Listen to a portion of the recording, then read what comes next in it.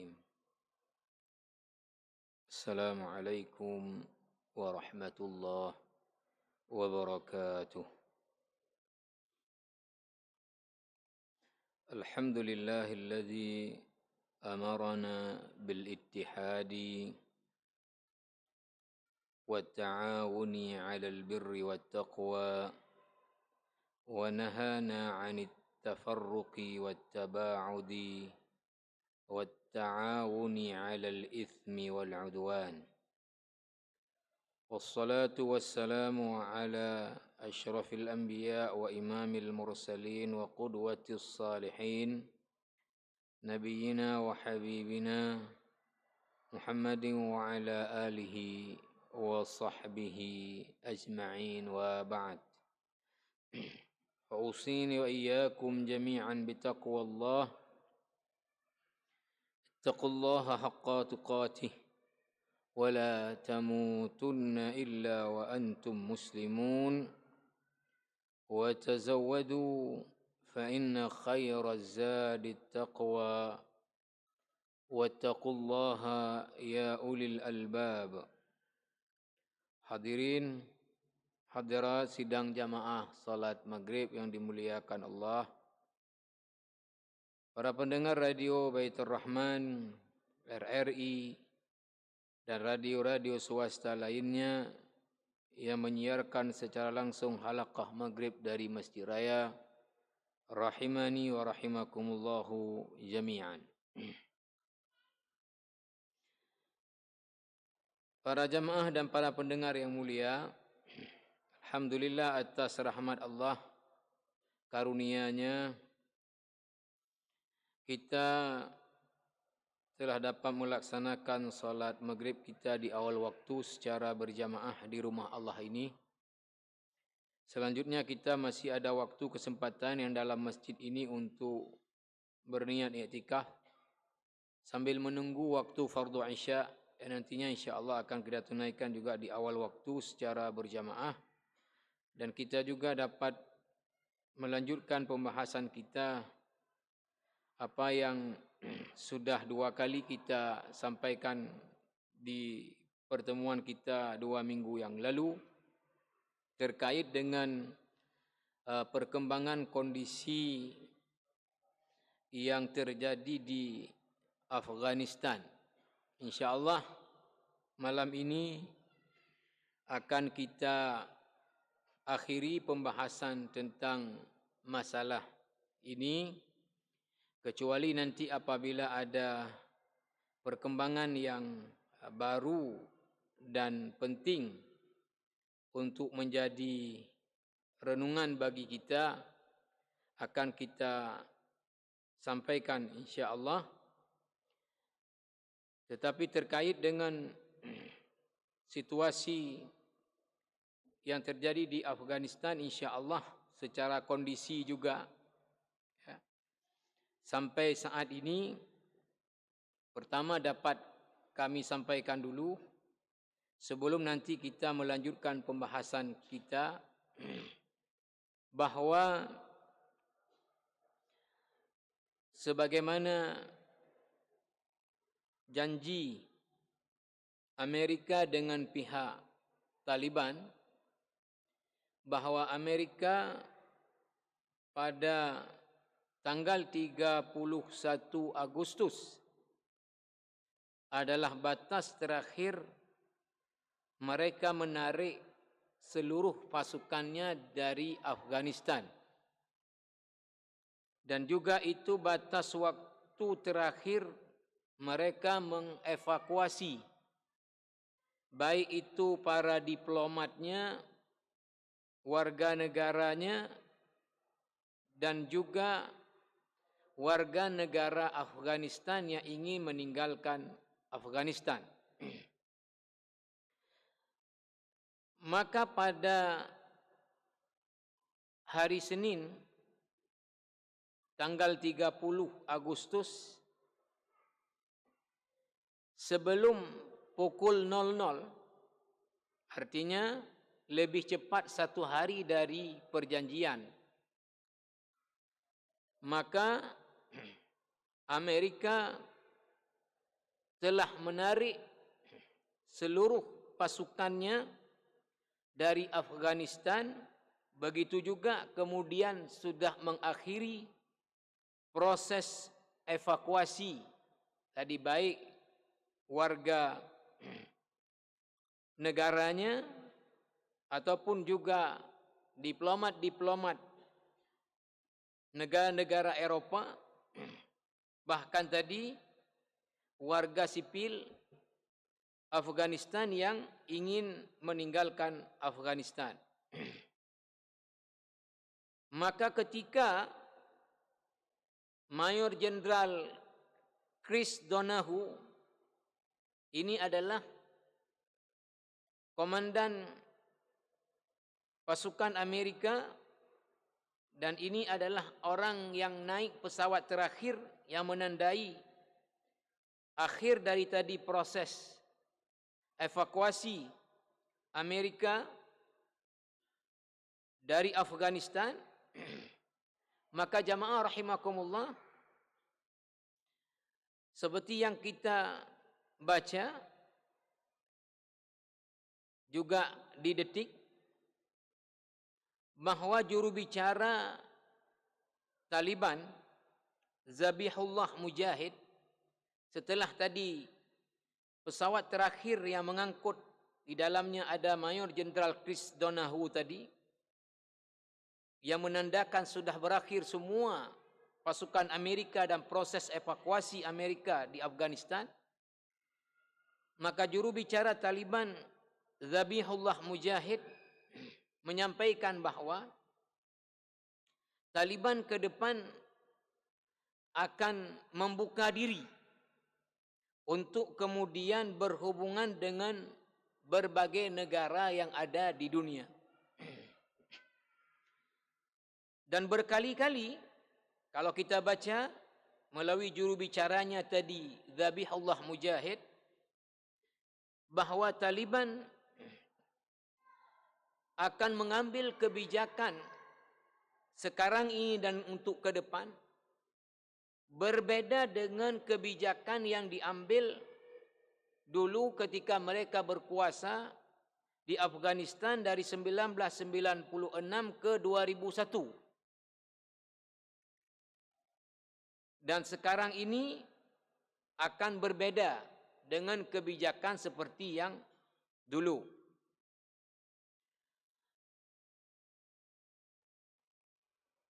Kita tahu mungkin dari juga siapa yang mengikuti, bahwa ya sebagai contoh misalnya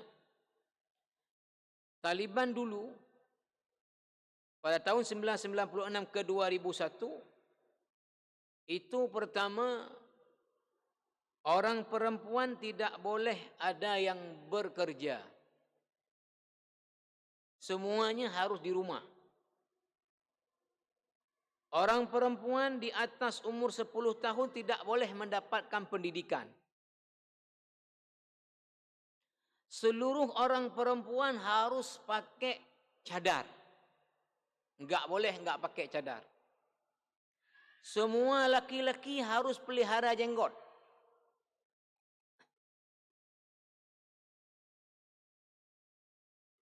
Ini di antara kebijakan ya yang dipandang dari sudut agama juga adalah keras. Ya, karena pendapat misalnya dalam konteks masalah cadar, pendapat yang kuat yang dipegang oleh mayoritas para ulama bahwa telapak tangan, kedua telapak tangan yang sebetulnya dalam hadis yang lain juga termasuk di belakangnya, itu adalah bukan aurat bagi perempuan ketika dilihat oleh laki-laki yang bukan mahramnya. Termasuk juga kemudian adalah wajah. Ini dua yang dikecualikan. Sehingga Syekh Yusuf Al-Qardawi, yang sebahagian orang tidak senang dengan beliau karena dianggap tadi bahasa agama tarakhus, ya, Artinya moderat cara pikirnya, tidak mutasyaddid ekstrim. Dalam kitabnya Fatawa Mu'asirah mengatakan bahwa mengharuskan seorang perempuan memakai cadar ini mewajibkan adalah perkara tasyaddud dalam agama, perkara yang dipandang berlebihan. Tapi kalau ada orang mau pakai untuk ketakwaan, kita hormati. Tapi secara sistem mengharuskan, ini adalah sesuatu yang ekstrim dalam agama. Begitu juga misalnya Qardawi dalam kitabnya Fatawa Mu'asirah mengatakan bahwa ayat yang mengatakan perempuan itu di rumah itu adalah ayat yang berkenaan dengan istri Nabi, bukan perempuan pada umumnya. Bahwa perempuan ya selauh pekerjaannya adalah pekerjaan yang baik seperti mengajar, seperti dokter, perawat, dan dia di dalam pekerjaannya menjaga etika-etika Islam, maka ini adalah perkara yang dibolehkan. Bagaimana tadi kebijakan Taliban di 96 ke 2001. Para jamaah yang dirahmati Allah Subhanahu wa taala. Nah, saya membaca juga pernyataan dari salah seorang tokoh ya, utama di balik MOU Helsinki, mantan Menteri Hukum dan HAM Republik Indonesia Dr. Hamid Awaludin, yang rupanya ditunjuk Pak JK ketika Pak JK Wapres dulu untuk menjadi tim negosiasi antara pemerintah Afghanistan di bawah Ashraf Ghani dengan kelompok Taliban mencari jalan damainya. Maka Indonesia ditunjuk sebagai mediatornya. Maka Hamid Awaludin menyebutkan bahwa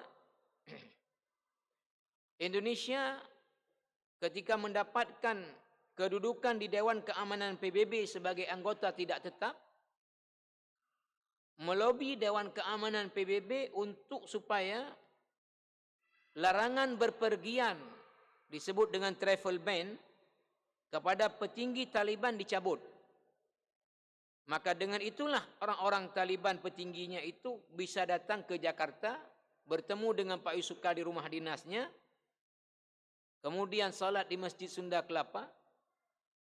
Kemudian Pak JK menunjukkan bagaimana Indonesia ini sukunya begitu banyak, kemudian juga ormas-ormas Islam begitu banyak, tapi tidak konflik seperti yang ada di Afghanistan. Tapi saya ingin menyimpulkan bahawa yang terkait dengan kita ini adalah, kata Hamid Awaludin, dari beberapa kali beliau ketemu dengan petinggi-petinggi Taliban yang sekarang ini, ya, sekarang pemimpin Taliban yang sekarang adalah Mullah Abdul Ghani Baradar. Mullah Abdul Ghani Baradar yang dulu adalah Mullah Umar. Sekarang Mullah Abdul Ghani Baradar. Bahawa kata Hamid Awaludin, ada cara pandang yang berbeza Taliban dulu dengan Taliban yang sekarang. Sebahagian mereka, kata Hamid Awaludin, berbicara bahasa Inggris cukup bagus. Kemudian juga cara diplomasi mereka cukup bagus. Cara pandang ke depan juga cukup bagus. Maka Hamid Awaludin yakin ada perubahan yang signifikan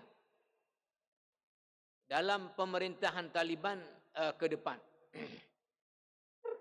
Maka jamaah rahimakumullah, ya, dalam kurun waktu dari Amerika tadi terakhir malam Selasa menarik seluruh pasukannya dan menghentikan proses evakuasi, maka situasi di Afghanistan relatif damai, relatif tidak ada gejolak yang berarti.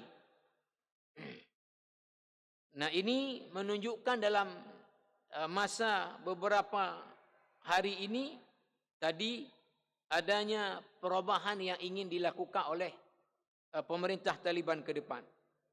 Nah, tentu kita berharap jamaah rahimakumullah, ya, sebagai orang yang beriman, ya, ketika saudara kita yang beriman ini kemudian tadi juga mengusung ingin mendirikan negara Islam dengan menegakkan syariat Allah, ini kemudian bisa memberi rahmat, ya, bisa mendatangkan rahmat, kesejahteraan, kedamaian bagi tentu yang utama adalah seluruh warga Afghanistan. Nah, yang ingin kita ulang kembali sedikit terkait dengan yang kita bilang yang lalu, bahawa apa? Bahawa karena Taliban dapat merebut kekuasaan dengan merebut Kabul dalam waktu yang tidak diprediksi oleh Amerika. Nah, seperti saya sebut yang lalu, Amerika memperkirakan butuh waktu 90 hari untuk Taliban bisa menguasai Kabul, karena harus berperang dengan tentara nasional Afghanistan yang sudah dilatih oleh Amerika, dipersenjatai oleh Amerika.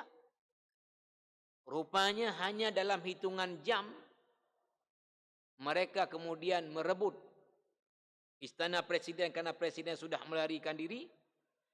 Terjadilah kemudian kalang kabut, rasa ketakutan dari warga Afghanistan, ya. Ini bercermin kepada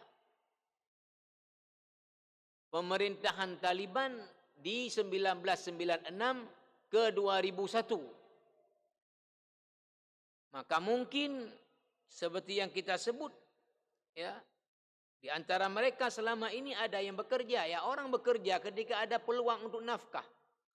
Dia ada proyek yang punya NATO, mereka ikut bekerja menjadi staf ini, staf itu. Maka mereka ini berpikir, ini kalau Taliban pimpin pasti nama kami sudah ada di Taliban, enggak lama lagi ini berarti dihukum pancung. Maka kemudian terjadilah fenomena yang saya sebut amat menyedihkan kita, ya, ketika saudara-saudara kita yang Muslim ini, yang memimpin saudara-saudaranya Muslim juga, kemudian harus bergantungan di pesawat non-Muslim untuk mencari keselamatan diri di negara-negara juga yang non-Muslim. Jamaah rahimakumullah,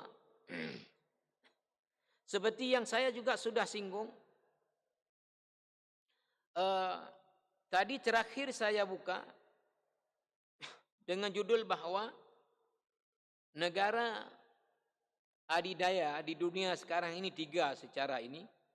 Yang satu Amerika dengan Uni Eropa, yang kedua adalah Rusia, yang ketiga China.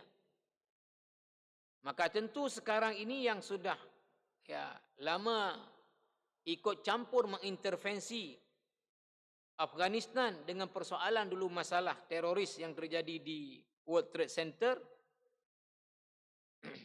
Maka kemudian jamaah rahimakumullah, ada 2 negara yang adidaya di dunia, yaitu Rusia dan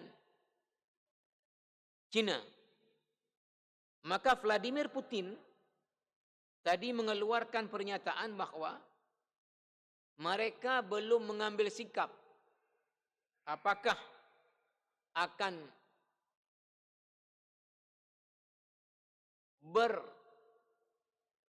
berkolaborasi dalam arti bermitra dengan Taliban atau tidak.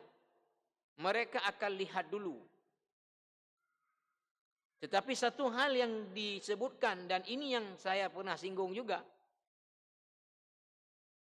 bahwa ini disebutkan Vladimir Putin, kalau sekiranya konflik antar etnik yang terjadi di Afghanistan ini tidak bisa juga diselesaikan, maka Rusia tidak akan menginvest dan tidak akan bekerja sama. Dan kata Vladimir, mungkin juga mana-mana pun negara itu tidak akan mau masuk kalau konflik internal. Nah, ini juga seperti saya sudah singgung, sedang diusahakan juga oleh Taliban ini untuk kemudian bagaimana mencari jalan keluar dengan kelompoknya etnik Tajik.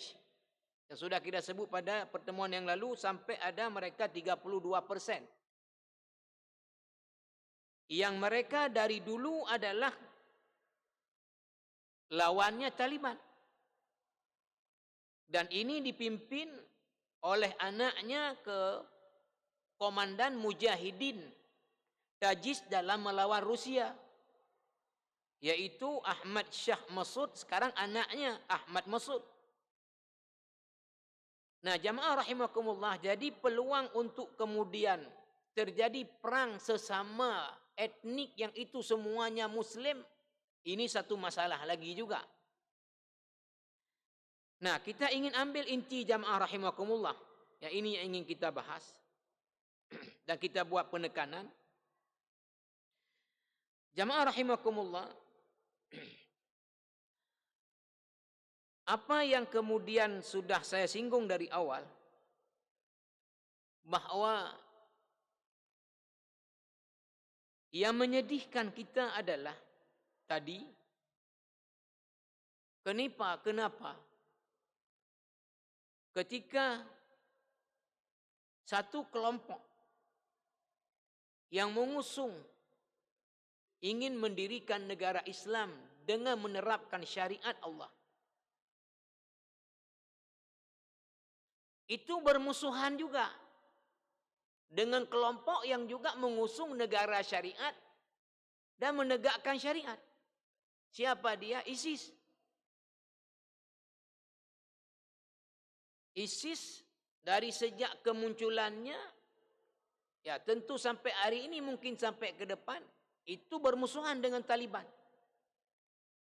ISIS juga mendirikan negara Islam, menegakkan syariat. Tetapi ini musuh dengan Taliban yang juga mendirikan negara syariat, menegakkan syariat.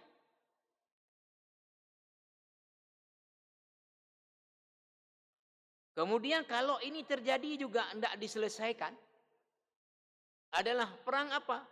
Antara Taliban yang mayoritas adalah suku Pashtun dengan suku Tajik, yang itu juga semua Muslim, semua adalah mujahid-mujahid lawan Soviet dulu. Artinya ujung-ujungnya apa? Perang Muslim sesama Muslim. Yang seperti saya sudah singgung, tidak tertutup kemungkinan nantinya suku Tajik ini tadi disokong oleh Amerika dengan Uni Eropa karena lawan Taliban. Taliban disokong boleh oleh Rusia, boleh oleh Cina. Tapi yang berperang siapa? Muslim dengan Muslim. Ini yang sekarang terjadi di mana-mana. Saya pindah sedikit untuk membuat renungan kita lebih mendalam lagi. Juga saya baca terkini juga. Konflik yang sudah terjadi di Yaman.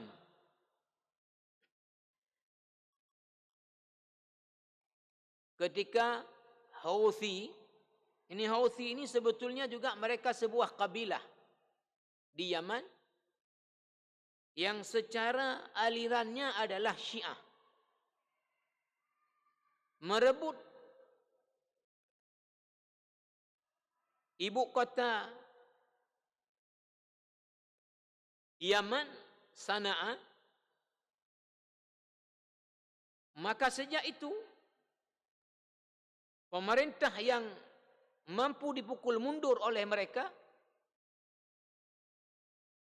disokong oleh Saudi dengan juga sekutunya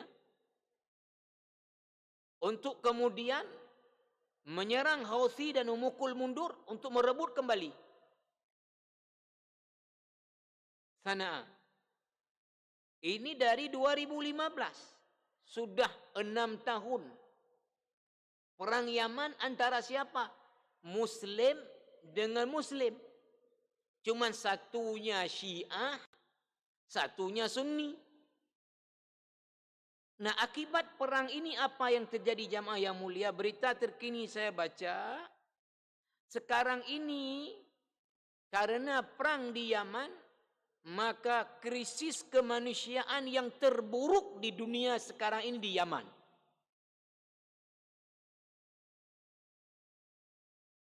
Apa yang terjadi di Yaman bahwa terjadi malnutrisi bagi anak-anak.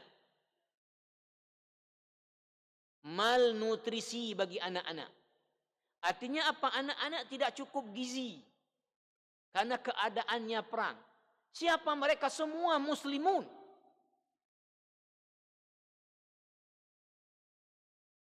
Maka disebutkan sudah meninggal karena perang Yaman ini puluhan ribu orang dan mengungsi jutaan orang. Karena perang siapa? Muslim dengan Muslim lain. Hanya satu Syiah, satu Sunni. Maka jamaah rahimakumullah, kalau kita melihat dalam dunia Islam memang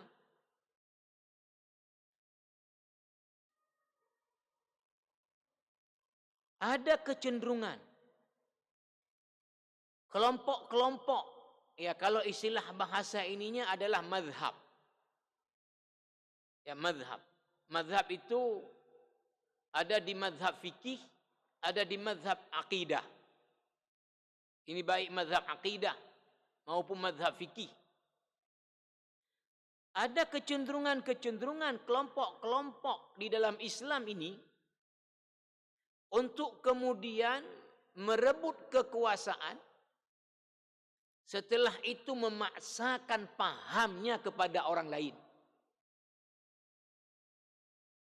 Seolah-olah pahamnya lah saja yang paling betul, orang lain enggak betul.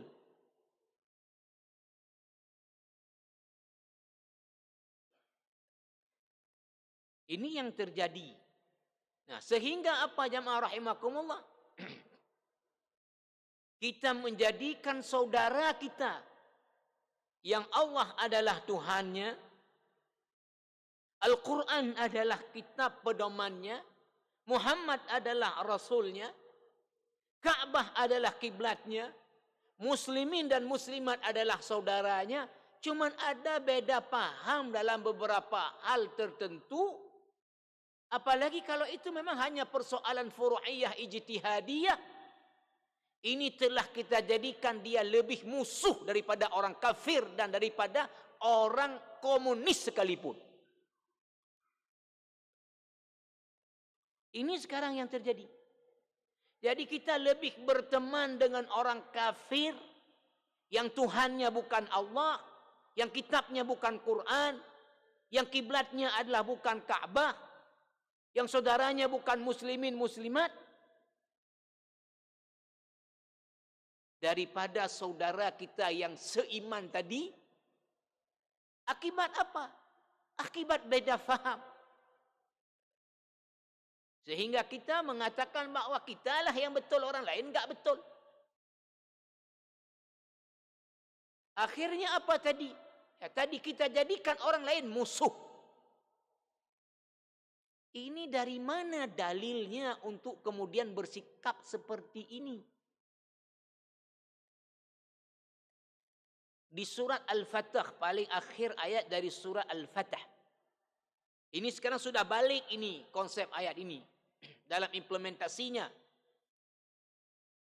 Muhammadur Rasulullah walladzina ma'ahu asyidda'u 'alal kuffar ruhama'u bainahum. Muhammad adalah utusan Allah. Orang-orang yang bersamanya, tentu dulu para sahabat, sekarang kita ini umatnya, orang yang mengikuti ajarannya. Bagaimana sikapnya? Asyidda'u 'alal kuffar. Seharusnya keras terhadap orang-orang kafir. Ruhama bainahum, saling kasih sayang sesama mereka yang seiman.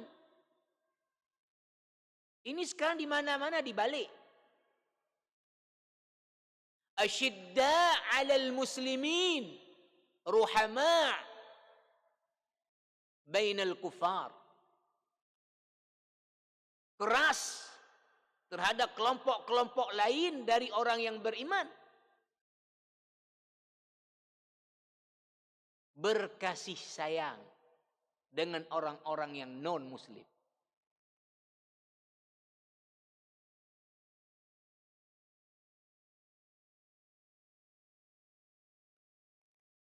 Ini jamaah rahimakumullah. Maka kita tidak heran kalau kemudian melihat misalnya kalau ada video-video. Seperti pernah saya sebutkan juga. Satu kelompok menembak kelompok lain. Yang nembak ini ketika menembakkan pelurunya bertakbir Allahu Akbar. Yang kena peluru sebelah sana juga bertakbir, sudah kena peluru mau mati Allahu Akbar. Dibelinya dari mana peluru ini? Tadi dari komunis, Soviet, dari Cina. Dari mana? Dari kafir. Dari Amerika, dari Eropa. Tembak siapa? Tembak sesama Allahu Akbar. Di mana hadis-hadis sahih? Riwayat Imam Bukhari dan Muslim dalam praktek kita. Al-mu'minu lil-mu'mini kal-bunyan yashuddu ba'dahu ba'dha wa shabbaka baina asabi'ihi. Seorang mukmin bagi mukmin lain harus seperti sebuah bangunan. Bagaimana sebuah bangunan? Yashuddu ba'dahu ba'dha. Seluruh komponen dalam bangunan itu memperkokoh struktur bangunan. Maka satu paku di sebuah bangunan itu berperan memperkokoh struktur bangunan. Satu behel di dalam besi itu memperkokoh struktur bangunan. Maka Rasulullah kemudian sampai membuat contoh apa? Menggenggam anak-anak jarinya. Wa syabbaka baina asabi'ihi. Kita bisa coba kalau tangan kita, anak-anak jarinya sebelah kita genggam. Hanya sebelah. Suruh bongkar sama orang, dengan mudah dia tekan akan kebuka. Tapi coba kedua tangan ini saling mengunci. Suruh bongkar sama orang. Orang lemah pun dibongkar oleh orang kuat akan susah. Karena apa? Ini saling memperkuat. Nah, begini umat Islam harusnya saling memperkuat. Tapi sekarang ini bukan saling memperlemah.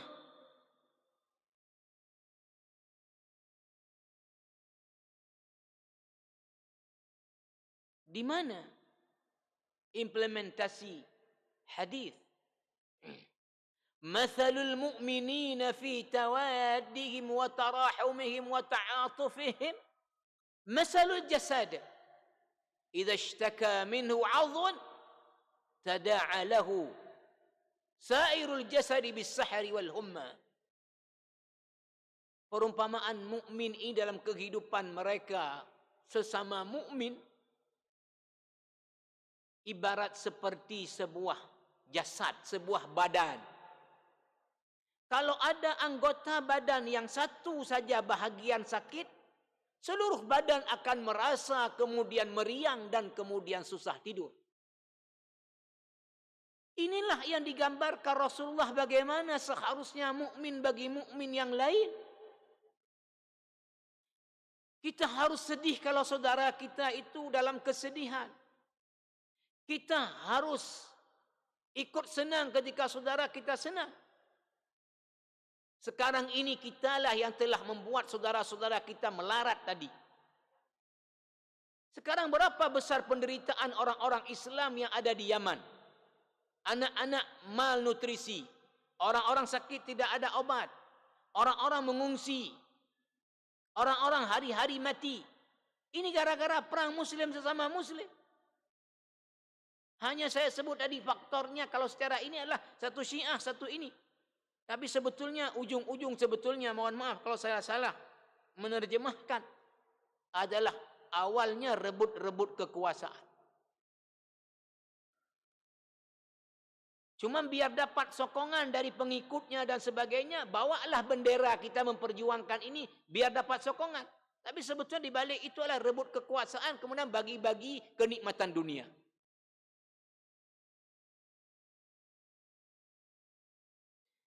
Maka jamaah rahimakumullah mengakhiri ini, saya ingin baca sebuah hadis.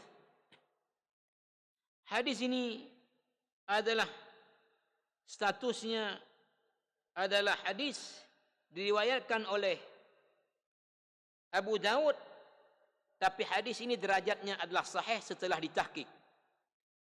An Thauban radhiyallahu anhu qala Rasulullah sallallahu alaihi wasallam yushikul umamu أن تداعى عليكم كما تداعى الأكلة إلى قصعتها فقال قائل ومن قلة نحن يومئذ قال بل أنتم يومئذ كثير ولكنكم غثاء كغثاء السيل ولينزعن الله من صدور عدوكم المهابة منكم